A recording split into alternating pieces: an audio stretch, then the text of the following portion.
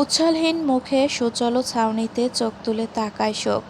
পুরুষটি মজা করছে তাকে নিয়ে। বর্ণর দৃষ্টি তখনও তার চোখে স্থির। আচমকা ভুরু নাচাতেই সুখ অবিলম্বে নজর সরিয়ে আনে। নির্লজ্জ মানব। শহর ছাপিয়ে আধারের আস্তরণ নেমে এলো আরেকটি বার। মানুষের অজান্তে ভাগ্যরেখা জানান দিচ্ছে হায়াতের ভাগ থেকে আরও একটি দিন ফুরিয়ে গেল। সুখ বই হাতে নিয়ে নেমে এলো গ্রাউন্ড ফ্লোরে। বাড়িটার উপর বিরক্ত লাগছে এখন। মানুষ অল্প অথচ দালান কত উঁচু। এত এত সিঁড়ি। উপরে গেলে নিচে নামতে মন মানে না। নিচে থাকলে উপরে উঠতে ইচ্ছে করে না। স্টাডি রুমে নুরাকে পড়াচ্ছেন রুবাইয়াত। দায়িত্বটি আইজা তুলে দিয়েছেন তাকে। মেয়ের ফাঁকিবাজিতেও অথেষ্ট ভদ্র মহিলা। মাত্র ক্লাস 2তে পড়ছে, অথচ এখন থেকেই পড়াচোর তৈরি হচ্ছে। নুরার ছোট মাকে ভীষণ পছন্দ। কথায় কথায় আম্মা ডাকলে দুরন্ত মনটা আইসক্রিমের মতো গলে না চাইতেও পড়ালেখায় সেটে যায়। এমন আদুরে ডাক উপেক্ষা করে পড়ায় ফাঁকি দিতে ইচ্ছে করে না ছোট্ট নিষ্পাপ মনটার। সুখ গিয়ে টেবিলের এক পাশে গিয়ে বসল সন্তর্পণে। টেবিলের আয়তন বড়সড় আছে। বাড়ির প্রতিটি ছেলে মেয়ে যেন একত্রে পড়তে পারেন সেভাবেই বানিয়েছেন আজাদ শিকদার। রুবাইয়াত মেয়ের দিকে চাইলেন। 2 সপ্তাহ হলো সুখের জন্য রাখা টিউটর আসছে না বললে ভুল হবে। তাকে আসতে নিষেধ করেছে এ বাড়ির কেউ। তামিজ শিকদার সংবাদটা শুনে হতভম্ব। তিনি কাজটা করেননি, তবে স্যারকে জোর দেওয়ার কিছু ইঙ্গিত দিয়েছেন, যা থেকে সন্দেহের তীর বর্ণর দিকে গিয়ে লাগছে। কিন্তু প্রশ্ন হলো, বর্ণ কেন টিউটর মোহাবকে বাড়ি এসে সুখকে পড়াতে নিষেধাজ্ঞা জারি করেছে? ব্যবহারের ছেলেটা যেমন অমায়িক, তেমনি পড়ায়ও ভালো। তবে বর্ণ তার দোষ পেল কোথায়? তামিজ শিকদার অবশ্যই এই নিয়ে বর্ণকে প্রশ্নবিদ্ধ করেনি।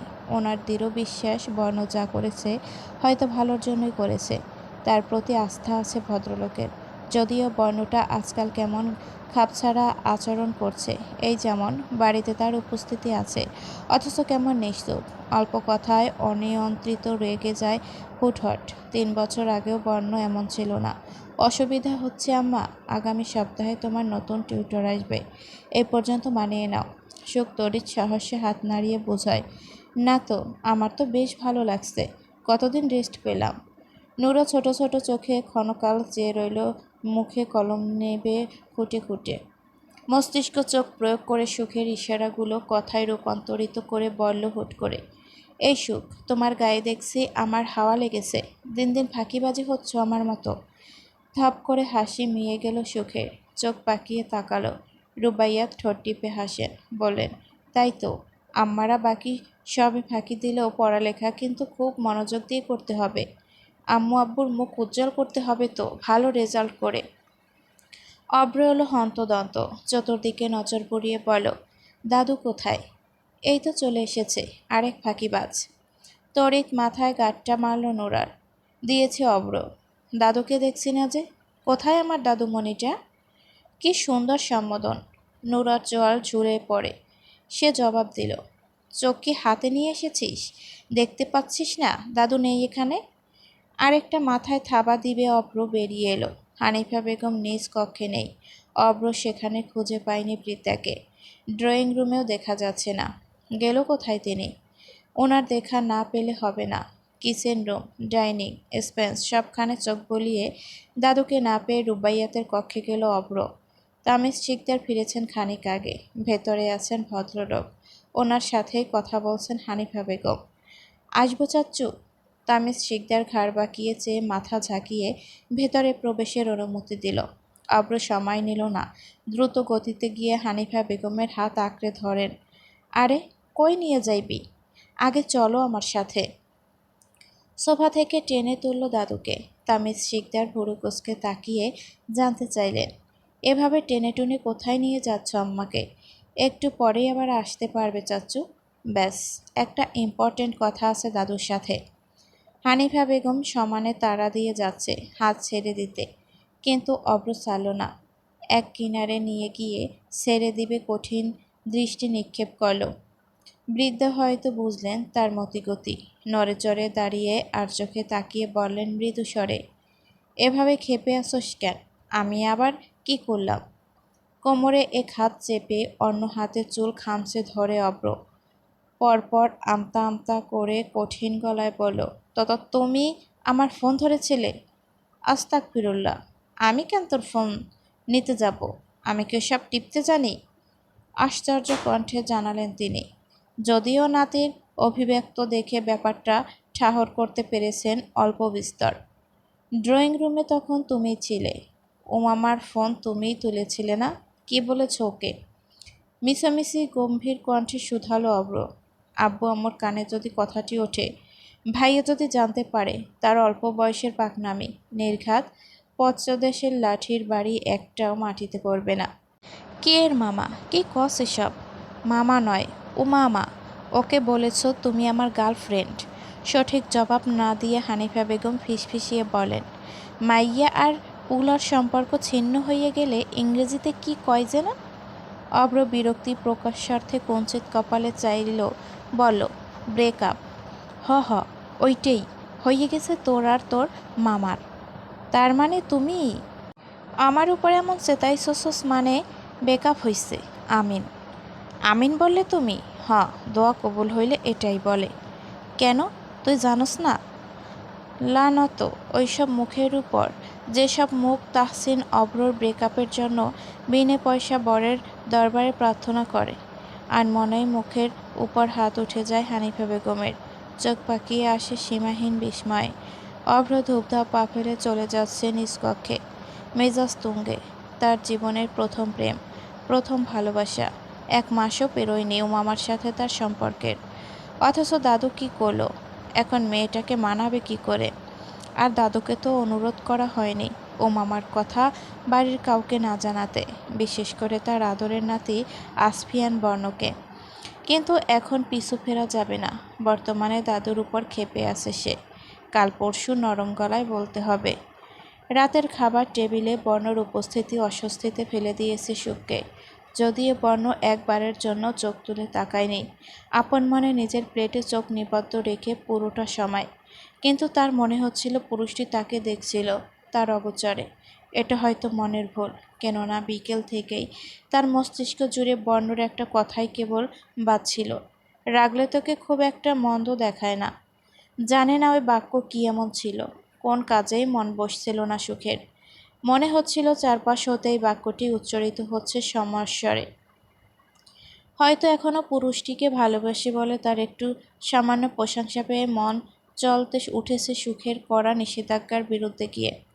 সে চাইছে ওই মুহূর্তটা ভুলে যেতে, কিন্তু চোখের তারায় না চাইতেও ভেসে উঠছে দৃশ্যটা। তারা দুজন কাছাকাছি, খুব নিকটে, মুখোমুখি দাঁড়িয়ে। সুখ আয়নার সামনে বসে খুঁটিয়ে খুঁটিয়ে দেখছে নিজেকে, তবে রাগে মুখটা দেখতে পাচ্ছে না। রাগটা আসছে না এখন। সে জানে বর্ণ ওই কথাটা কেবল তাকে বাজিয়ে দেখাতেই বলেছে। হয়তো ভেবেছিল তার ওই মিথ্যা প্রশংসায় বোকা সুখ আবার গলে যাবে। এই তো সুযোগ বলে আবার ভালোবাসি বর্ণভাই বলতে যাবে। সেগুড়ে বালি। সুখ উঠে গিয়ে ফোন হাতে নিল। 2:30 পেরিয়ে গেছে, অথচ চোখে ঘুম নেই। চোখে সহজে নিদ্রা ধরা দেয় না আজ বহুদিন। চোখ বুঝলেই সেদিনের কথাগুলো কানে বাজে এখনও। বর্ণর বলা প্রতিটি বিষয় বাক্য যেন তাকে সজাগ করে রাখে মধ্যরাত্রি পর্যন্ত। অতঃপর এক সময় অজান্তেই চোখ লেগে যায় শেষ রাতে। দুঃখ লাগে সুখের, ভীষণ যন্ত্রণা হয় হৃৎপিণ্ডে। অভিমানে মন ভারী হয়ে আসে, জল ভিড় করে চোখের কৌটায়।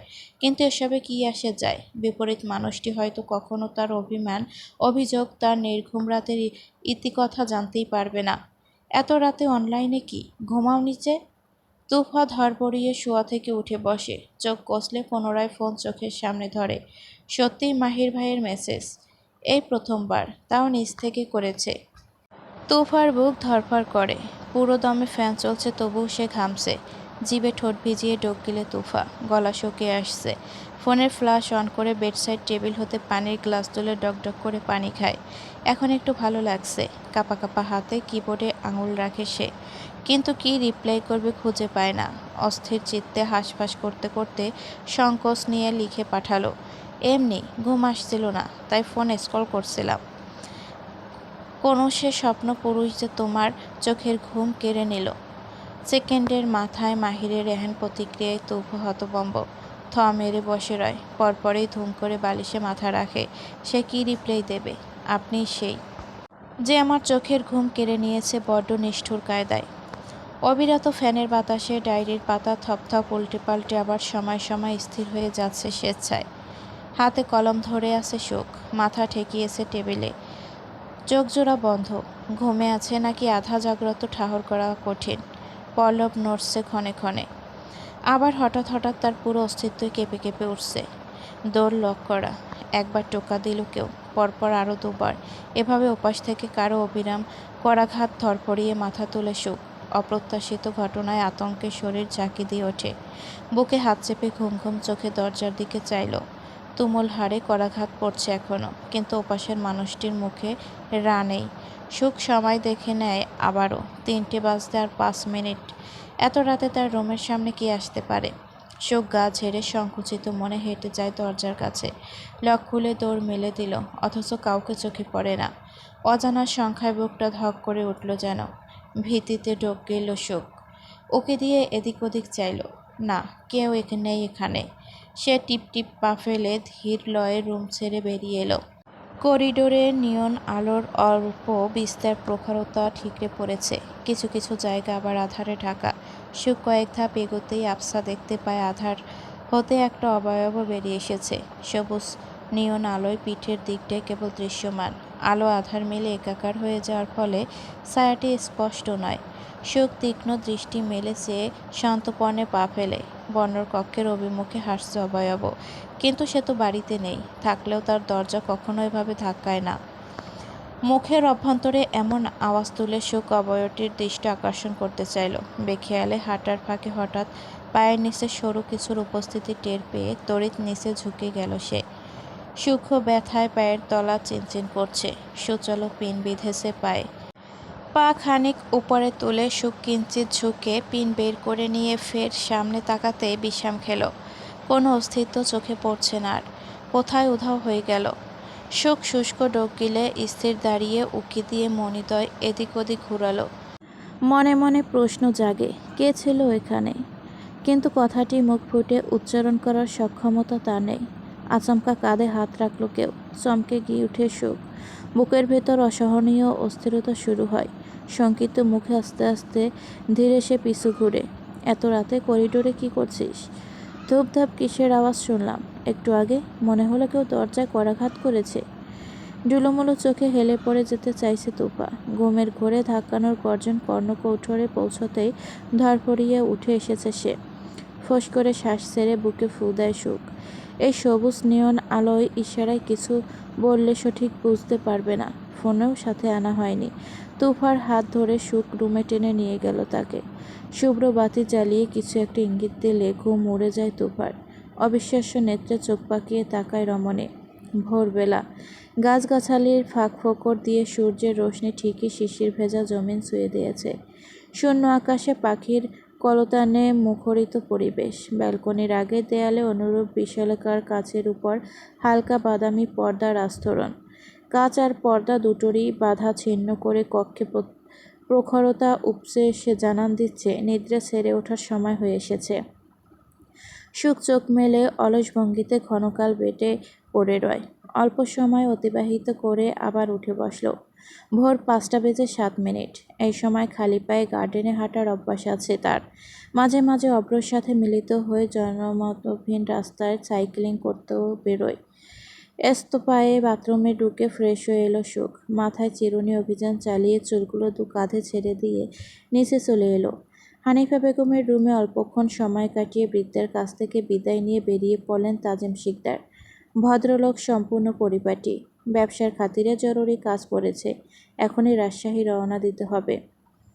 বাবা, পথিমধ্যে পদযুগল থেমে যায় তামিজ শিকদারের। পিছু ঘাড় ঘুরিয়ে চাইলে ভদ্রলোক। গার্ডেন থেকে দ্রুত কদমে ছুটে আসছে সুখ। তামিজ শিকদার অভিভূত হয়ে অপলক তাকিয়ে রইলেন। এ যেন সেই ছোট্ট সুখ। আদো আদো স্বরে সদ্য বলতে শেখা পরিটা। কাছে আসতেই এক হাতে মেয়েকে জড়িয়ে নিলেন তামিজ শিকদার। সুখ মুখ তুলে আব্বুর দিকে চাইল। ঠোঁটে ঠোঁট গুজে হাতের ইশারায় বলল, এত ভোরে কোথায় যাওয়া হচ্ছে তম্পু? তামিজ শিকদার মৃদু হাসল, মাথায় হাত বুলিয়ে দিয়ে আদুরি স্বরে জবাবদিহি করলেন যেন, ইমার্জেন্সি রাজশাহী যেতে হবে আম্মু। তোমার জন্য কি আনতে হবে? পরে বলবো। তুমি কখন ফিরবে?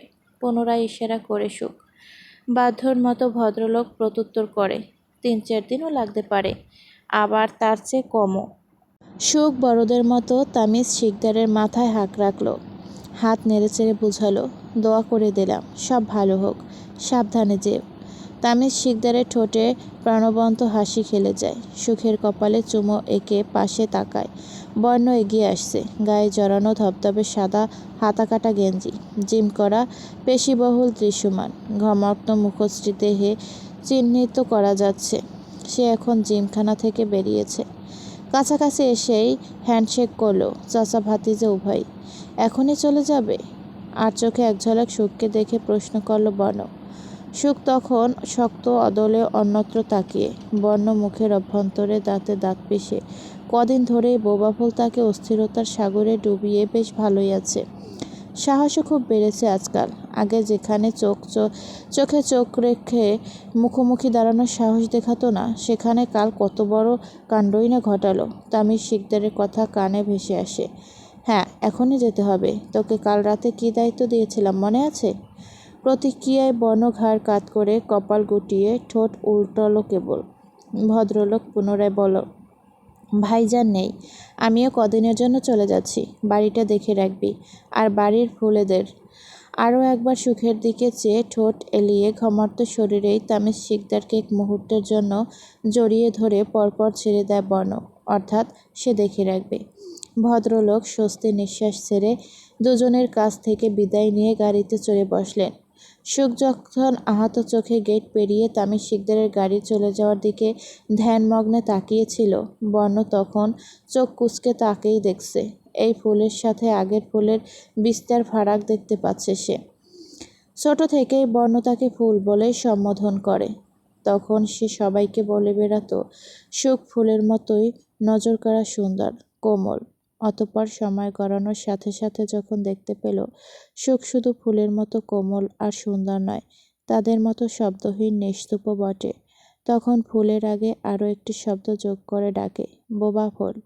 যদিও বোবা শব্দটা বাড়ির অন্য সদস্যের সামনে ডাকা হয়নি কবু, কিন্তু আড়ালে সুখকে এই নামেই বলে। কপালে তর্জনের টোকা লাগতেই ব্যথাতুর চোখ খিচে ক্ষিপ্র চোখে বর্ণর দিকে চাইল সুখ। টোকাটা বর্ণ দিয়েছে, তাও ভীষণ জোরে। পাপা কি প্রিন্সেস, এভাবে তাকিয়ে আছিস কেন? অ্যাট্রাকটিভ লাগছে আমায়। অবশ্য লাগারই কথা। কাজ ঝাঁকিয়ে বেশ ভাব নিয়েই শুধালো বর্ণ। সুখ তখনও কপালে হাত রেখে অসন্তোষ নেত্রে চেয়ে আছে। কি চাইছে এই লোকটা? সেদিন নিজের ত্রিসীমানায় ঘেঁষতে নিষেধ করে এখন নিজেই জেসে পড়ে তার সাথে লাগতে আসছে। আশ্চর্য। ওই দিন চিরকুটে কি যেন লিখেছিল? এক মুহূর্তের জন্য লজ্জা, অপমান, অস্বস্তি এসে ঘিরে ধরে সুখকে। চোখে চোখ রাখার সাহস পায় না আর চোখে এদিকে ওদিক চেয়ে দ্রুত কদমে বাড়ির ভেতরে চলে যায়। বর্ণ ঠায় দাঁড়িয়ে রয়। অকারণেই সুখের উপর রাগ উঠছে। ইচ্ছে করছে দুটো থাপ্পড় দিয়ে বলতে, ব্যাস, আগের মতো হয়ে যা। বুঝতে পারছি না তুই আমার বাজে অভ্যাসে কখন পরিণত হয়েছিস। আমার জন্য তোর এই নির্বিকার ভঙ্গি সহ্য হচ্ছে না। যেমন একটু আগে কপালে টোকা দিল, স্থান ভেদে ইতিপূর্বে আরও কয়েকবার এমন করেছে বর্ণ। তখন সুখের চোখে মুখে ভিড় করতে একরাশ লজ্জা, অল্প স্বল্প ভীতি, নরম কোমল রক্তাক্ত গাল। অথচ আজ সেই একই মেয়েটির একই চোখে তার জন্য স্পষ্ট বিরক্ত দেখতে পেয়েছে বর্ণ। সেদিনের হিসাব অনুযায়ী ধরতে গেলে সুখের পক্ষ থেকে এটা জায়েজ, কিন্তু বর্ণ কেন যেন মানতে পারছে না এই বিরক্তি। বুকের বাঁ পাশটায় অদ্ভুত আলোড়ন হচ্ছে। এমন কেন হচ্ছে? প্রশ্নের উত্তর আজও মেলেনি তার। কলেজে রূপম খুনের তদন্তে পুলিশ এসেছে আজ। অফিস কক্ষে ঢুকেছে প্রায় আধ ঘন্টা হবে। এতক্ষণ সময় নিয়ে কী করছে কে জানে। সুখ চুপচাপ ক্লাসে বসে আছে। অনেক শিক্ষার্থী উকিঝুঁকি দিচ্ছিল অফিসের সামনে। একজন স্যার এসে ইশারায় শাসিয়ে দিতে সুরসুর আপন আপন ক্লাস কক্ষে ফিরে গেছে সকলেই। কলেজের বিশাল বড় মাঠ এখন ফাঁকা বললেই চলে। ফাহিমা পাশে বসেছে সুখের। মেয়েটা ক্ষণে ক্ষণে এদিক ওদিক কান পাচ্ছে। মূলত ক্লাসে গুঞ্জন উঠেছে। মূল বিষয় একটি, রূপম স্যারের খুন। কে হতে পারে কিলার? স্যারের দোষ কী ছিল? খুনি নিশ্চয়ই খুব ডেঞ্জারাস। উক্তিটির সাথে তাল মেলালো অনেকেই। হ্যাঁ, দেখলি না কেমন কলিজা কেড়ে নিল? বাপরে, ছুটির ঘণ্টা পড়ার মিনিট দুয়েক পর সুখ বেরিয়ে এলো কক্ষ থেকে। ফাহিমাও আছে সঙ্গী হিসেবে। এই পুরো কলেজে মনের মতো ওকেই পেয়েছে সুখ। হাতে হাত ধরে করিডোর দিয়ে ধীর পায়ে এগিয়ে আসছে দুজন। Side please. দুজন একসাথে সরে দাঁড়াতে মধ্যস্থল বেয়ে চুল উড়িয়ে হেঁটে গেল প্রিয়া ও তার সঙ্গীরা। কিছু দূর গিয়ে পিছু ফিরে ঠোঁট বাঁকিয়ে হাসি ছুড়ে যেতে ভুলল না। সুখ ভুরু কুটি করে তাকায়। এই হাসির অর্থ কী? তাদের চলার পথে ব্যাঘাত ঘটাতে পেরে তৃপ্তি পেয়েছে নাকি অন্য কোনো ব্যাপার? সুখ অতশত ভাবার প্রয়োজন বোধ মনে করল না। পুনরায় ফাহিমার হাত টেনে এগিয়ে গেল অগ্রভাগে। মেয়েটার মুখ থেমে নেই, দাঁতে দাঁত নিষ্পষিত করে বলেই চলল, মেজাজ তুঙ্গে তোলে। ওই প্রিয়ানি হাসি দিয়ে কি বোঝাতে চাইল? অসভ্য, অভদ্র, লন্ডকি মেয়ে একটা। সব জায়গায় তোর পথে বাগড়া দিতে আসে। মন তো চায় ওই সুন্দর চুলগুলো। মূল ফটকে ছেলে মেয়েদের ঢল নেমেছে। কেউ কেউ রিকশায়, কেউ কেউ রিকশাতে উঠে ছুটে চলছে আপন নেড়ে। আবার কারো কারো পারিবারিক নিজস্ব কার এসে থেমে আছে রাস্তার কিনারে। আজ তুফা আসেনি। খুব ভিড় ঠেলে বেরিয়ে আসছে। ফাহিমার বাড়ি উল্টো পথে। সে হাত ছেড়ে দিয়ে চলে গেছে সেদিকে। সুখ রাস্তায় পা দেওয়ার আগে সামনে গাড়ি এসে থামল। ভুরু কুঁচকে আসে তার। আজ আব্বু আসার কথা নয়। গাড়িসহ ড্রাইভারও ওনার সাথে রাজশাহী গেছে। তবে এই গাড়ি তার খুব চেনা, কিন্তু মনে খানিক সন্দেহ রয়েই যায়। সুখ পাশ কাটিয়ে ফুটপাত ধরে হেঁটে গেলে গাড়িটিও তার পাশাপাশি চলতে লাগে। রমণী বিস্মিত হলো কিঞ্চিত। অতঃপর গাড়ির ফ্রন্ট উইন্ডো ধীরে ধীরে নেমে গেলে ডেকে রাখা মুখশ্রীতে বর্ণকে চোখে পড়ে। সুখ স্থির দাঁড়িয়ে রয় নিশ্চুপ। বর্ণর নজর ফোনে নিবদ্ধ ছিল। ড্রাইভিং সিটে তখন মাহিরের বসবাস। আচমকা ঘাড় বাঁকিয়ে তাকালো বর্ণ। থম করে কি দেখছিস? তোর বাপ চাচা যে দায়িত্ব অর্পণ করে গেছে, বাধ্য হয়ে জাস্ট সেটা পালন করতে এসেছি। 2 সেকেন্ডের ভেতর উঠে আয়, নয়তো তোর গাল আর আমার হাত। শিকদার নিবাস। এর সামনে গাড়ি থামতেই নিঃশব্দে নেমে এলো সুখ। কলেজ থেকে এই পর্যন্ত আসার ফাঁকে চুপচাপ ছিল পুরোটা সময়, যা বর্ণকে বেশ পীড়া দিয়েছে। যদিও মাহিরের 2-একটা কথার জবাব সুখ ইশারায় দিয়েছিল, কিন্তু বর্ণর দিকে ফিরেও চায়নি, যা মেজাজে স্ফুলিঙ্গ উতলে পড়তে আরও সাহায্য করছে। সুখের গতি পথের দিকে তাকিয়ে হাত মুষ্টিবদ্ধ করে বর্ণ গম্ভীর গলায় বলল, গাড়ি স্টার্ট কর মাহির। আমরা এখন কোথায় যাব বস? লাজুক চোখে তাকিয়ে প্রশ্ন করে সে। গন্তব্য কোথায় না জেনে গাড়ি চালানো যায়? বর্ণ দাঁতে দাঁত নিষ্পেষিত করে জবাব দেয়, জাহান্নামে। কিন্তু তার জন্য তো মরতে হবে। তড়িৎ প্রত্যুত্তর করার পরপরই জিভ কাটে মাহির।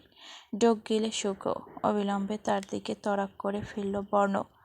চোখের তারায় আগ্নেয়গিরির লাভা আছড়ে পড়ছে যেন। এখনই মাহিরকে ভস্ম করে দিবে। আমতা আমতা করে স্টিয়ারিংয়ে হাত চালাতে চালাতে মাহির বলে ওঠে, সরি ভাই, এখনই গাড়ি ঘুরাচ্ছি। এক লম্বা শাওয়ার নিয়ে বাথরুম থেকে বের হলো সুখ। এবার একটু শান্তি শান্তি লাগছে শরীরটা। এতক্ষণ মনে হচ্ছিল আগুনের মধ্যস্থে অবস্থান করেছিল সে। যদিও গাড়িতে এসি ছিল, কিন্তু দূর আকাশের সূর্য রশ্মির তাপমাত্রা তীক্ষ্ণ হওয়ায় বাতাসেও গরমের ভাব লেগেছে। কেননা ডোরের কাঁচ খোলা ছিল তখন। বাহিরের আবহাওয়া বেশ ভালোভাবে প্রবেশ করেছে অভ্যন্তরে। বর্ণ একবার কঠোর গলায় কাঁচ তুলে দিতে আদেশ করেছিল। রসকসহীন গলায় আদেশ জারি করেছে, তাই সুখ কানে তোলার প্রয়োজন বোধ করেনি। কিন্তু ভয় ছিল, এই বুঝি গাড়ি থামিয়ে বলবে, এক্ষুনি নেমে যা আমার গাড়ি থেকে। তোকে নিয়ে আর 1 মিটার দূরত্বেও যাওয়া সম্ভব নয়। ভাগ্যিস বলেনি। বললেও বা কি? প্রতিবাদ না করে সে নিঃশব্দে নেমে যেত। তখন নিজেই আবার পিছু নিয়ে তাকে গাড়িতে তোলার জন্য কানের কাছে ঘ্যান ঘ্যান করত। সুখের দৃঢ় বিশ্বাস আছে, বর্ণ নামিয়ে দেওয়ার পর পুনরায় গাড়িতে ওঠার জন্য ধমকের নামে ঘ্যানঘ্যানি করত। সে খুব ভালো মতোই বর্ণকে চেনে। পুরুষটিকে ভালোবাসে কি না, ভালোবাসার মানুষের অধ্যপত্য আয়ত্ত করে না নিলে হয়। আয়নার সামনে দাঁড়িয়ে চুল মুছতে মুছতে দরজার দিকে নজর দিল সুখ। নুরা দাঁড়িয়ে আছে মুখ গোছ করে। সাহসা কপাল কুঁচকে আসে সুখের। ইশারায় জিজ্ঞেস করে, কিছু হয়েছে? নুরা সজোরে উপর নিচ মাথা ঝাঁকালো। সুখ তাওয়াল ব্যালকনিতে মেলে দিয়ে পুনরায় রুমে ফিরে আসে। নুরার হাত ধরে টেনে নিয়ে বেড উঠে বসিয়ে দেয়। ইশারায় জানতে চাইল, কি ব্যাপার? আমি খুব বাজেভাবে হেরেছি আজ। লজ্জায় এই মুখ কাকে দেখাবো ভাবছি। তার বলার ধরন দেখে ঠোঁট টিপে হেসে ফেলল সুখ। পরপর নোরা আহত চোখে চাইতেই ঠোঁটের হাসি গায়েব করে, তার দুঃখী হওয়ার ভান করে। কিভাবে হেরেছো? তোমার ওই চিটার দাদু আমার সাথে লুডো খেলায় চিট করেছে। Trust me. প্রায়শই হাঁটতে হাঁটতে দেয়ালে পিঠ ঠেকে গেছেন, তাই ভুল পথ বেছে নিয়েছে এবার। শেষেরটুকু ভাগ্য শুনে হাসি থামাতে পারল না সুখ। ধপ করে বেডে বসে নুরার বাহুতে বাহু চেপে খিলখিলিয়ে মৃদু শব্দে হেসে উঠল। নুরা পিটপিট করে চেয়ে রয়, ঠোঁট উল্টে পাল্টে। হাসলে সুখকে ভীষণ সুন্দর লাগে। ঠোঁটের সাথে সাথে চোখ দুটো চঞ্চল হয়ে ওঠে। এক পাশে হাসছে সুখ, তাই টোল পড়ছে সেই পাশে। সুখ ফোন হাতে নিল, লিখল, থাক না বুড়ো মানুষ, বাচ্চা ভেবে মাপ করে দাও। তুমিই তো বলে দাদু প্রায়শই হেরে যায়। বারবার হেরে গিয়ে মাঝে মধ্যে উইনার হতে কে না চায় বলো? নুরা ফোনে চোখ ডুবিয়ে বিড়বিড় করে লেখাটা পড়ে চোখ তুলে বলো, আমি ভয়ে আছি অন্য ব্যাপারে। আজকে যেই 2 নম্বরই করে জিতে গেল, পরের বার যদি একই ট্রিক্স অ্যাপ্লাই করে, তখন তো বারবার আমি হেরে যাব। সুখের জানতে কৌতূহল জাগে দাদু কিভাবে চিট করেছে। সে প্রশ্ন করতেই নুরা মুখ কুঁচকে জবাব দেয়, আমি একটু এদিক ওদিক তাকিয়েছি, অমনি দাদু দুটো কাঁচা গুঁড়ি পাকা করে ঢুকিয়ে দিল। সত্যি বলছি, তার একটু আগেই ওই দুটো দাদুর ঘরের স্টেপে ছিল। ভাবা যায় বুড়োটা কত বড় চিটার। বুড়ো বলতে নেই, দাদু বাক্ত। 100 বার বলবো, বুড়ি বুড়ি বুড়ি। তোমার ফোনটা দাও। বেডে পা গুটিয়ে বসে সুখ সন্দিহান চোখে গালে হাত দিয়ে নুরার দিকে চাইল। ভুরু নাচিয়ে ইশারায় জানতে চাইল, দুঃখের কথা শেয়ার করতে এসেছিলে নাকি সেটা ফোনের কাছাকাছি আসার অজুহাত মাত্র? নুরা নড়েচড়ে বসে। সুখের হাতে থাকা ফোন আচমকা মেরে নিজের আয়ত্তে এনে চুল উড়িয়ে দম্ভ নিয়ে বলো, এক ঢিলে 2 পাখি। সময় সময়ের মতো গতিতে চলে, সে কারো জন্য থেমে থাকে না। কেটে গেল আরও কিছুদিন। মাঝের দিনগুলোতে সুখ যত পারে তত এড়িয়ে যেতে চেয়েছে বর্ণকে, কিন্তু বর্ণ সে তো সুখের মাঝে ফেসেছে নিজের অজান্তেই। এই নতুন সুখকে সে বরদাস্ত করতে পারছে না। বাড়িতে যতক্ষণ থাকে মনে হয় আশেপাশে কিছু একটা নেই, হৃদয়টা যেন খালি খালি। হঠাৎ এক ঝলক সুখের দেখা পেলে আবার মনে হয় এই তো অন্তঃকরণে প্রশান্তিরা ডানা মেলে উঠছে। কিন্তু এমন কেন হয়? সঠিক কারণটা আজও খুঁজে পায়নি বর্ণ, অথবা সে খুঁজতেও চাইছে না। সময়টা এখন পর্যন্ত বিকেলের। সূর্য ধীর লয়ে হেলে পড়েছে পশ্চিম আকাশে। মৃদুমন্দ হাওয়ায় পাখির কিচিরমিচির শব্দ মিলেমিশে একাকার। বর্ণ হাত পা ছড়িয়ে বসে আছে তার রুমের ব্যালকনিতে। পরনে হাতা কাটা কালো গেঞ্জি, সিল্কে চুল আছড়ে এসে কপালের অর্ধেক অংশ ঢেকে গেছে। পায়ের কাছে ছোট টুলে পড়ে আছে হেডফোন। পাশে হেলান দিয়ে রয়েছে শখের গিটার। গিটারে যেন আজকাল সুর ওঠে না সহজে, মনে হয় তালগোল পাকিয়ে যাচ্ছে। খানিক আগে গিটারের টুংটাং শব্দ তুলে গান ধরেছিল বরাবরের মতো। বাড়ি থাকাকালীন বিকেলের এই সময়টায় গিটার নিয়ে এখানে বসত সে। তবে যেদিন থেকে গুটিসুটি পায়ে সুখ এসে সামনে বসে না, তবে থেকে কমে এসেছে এই অভ্যাস। হয়তো সুখ আসে না বলে, অথবা অন্য কোনো কারণে। কোলের উপর ডায়েরি মেলে কোনো এক পাতায় কলম ঘষে যাচ্ছে বর্ণ। কপাল মাত্রাতিরিক্ত কুঁচকে আছে, ফলে চোখের মণি দুটোও ঢেকে গেছে। দূর থেকে দেখলে মনে হবে সে এখন চোখ বুজে আছে। নিম্নষ্ট কামড়ে এক ভুরু উঁচিয়ে নিজের লেখাগুলোতে বার কয়েক নজর বুলিয়ে নেয় বর্ণ। পরপর নাক ছিটকায়। আচমকা একটানে ডায়েরি থেকে পৃষ্ঠা আলাদা করে নিল। আরও একবার লেখাগুলোতে চোখ হাঁটিয়ে ছুঁড়ে মারল দিক শূন্যে। হাওয়ার দাপটে খোলা পৃষ্ঠা ব্যালকনি থেকে উড়ে চলে গেল বেনামি গন্তব্যে। বর্ণর খেয়াল সেদিকে নেই। এক প্রান্তে ডায়েরির কলম দুটোই ছুঁড়ে মেরে কপালে হাত দিয়ে চোখ বুজল সে। মাথাটা ঝিম মেরে আছে। হেডফোনের পাশে থাকা কফির মগ এতক্ষণে হয়তো ঠান্ডা বরফে রূপান্তর হয়েছে। মুখ থেকে চোয়াবাচক শব্দ বের করে বর্ণ।